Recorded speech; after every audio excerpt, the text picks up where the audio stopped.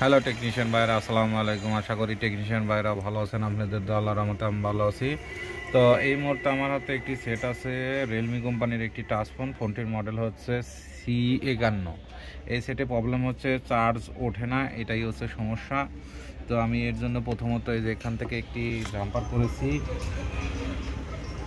তো এখান থেকে আমি এই রিবন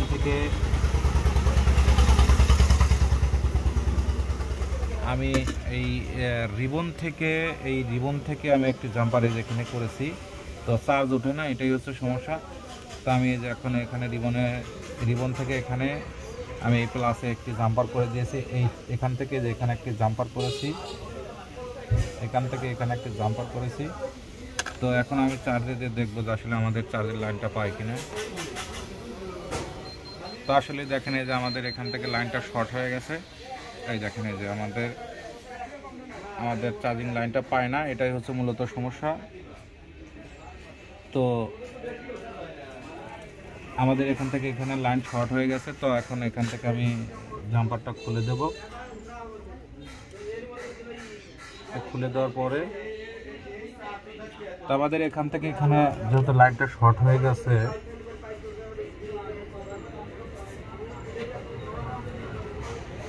তো আমরা এখানে দেখব যে আমাদের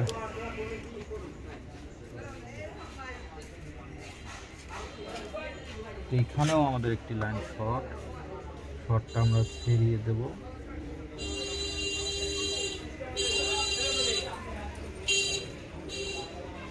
তো এখান থেকে আমি লাইনটা ছেড়ে দিয়েছি, খুলে দিয়েছি। তো এক টেকনিশিয়ান ভাই এই কাজটা দেখেছে, করতে পারে না। তো এখন আমি এটাকে চেক করে দেখবো যে আমাদের চার্জিং লাইনটা পায় কিনা।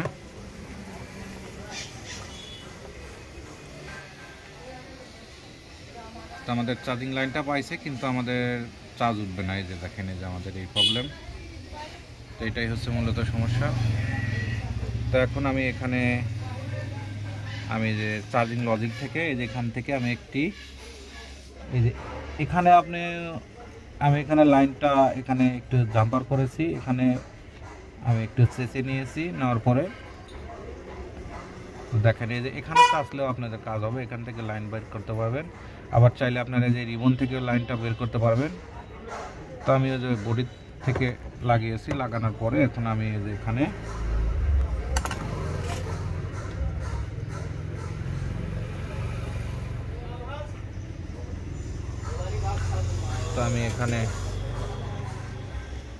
যেহেতু যে আমি ফোটাতে আমি একটি জাম্পার করেছি।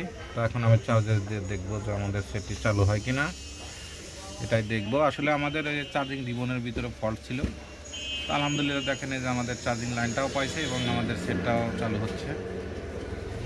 আসলে এই সেটের মাদারবোর্ডে প্রবলেম আছে, তো এটাই হচ্ছে বিশেষ অসুবিধা।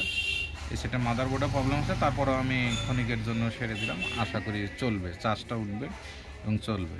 তো আমি এখান থেকে যে এখানে একটি জাম্পার করার মাধ্যমে আশা করি আমাদের চার্জের ভোল্টেজটাও পাইছে। কিন্তু আসলে এত এম্পিয়ার হলে এই দেখেন যে আমাদের সেটটি চালু হয়ে গেছে এবং আমাদের দেখাচ্ছে যে ব্যাটারিতে অর্ধেক পরিমাণ আমাদের চার্জ আছে। তো আজকের মতো ভিডিও এখানে শেষ। আসসালামু আলাইকুম।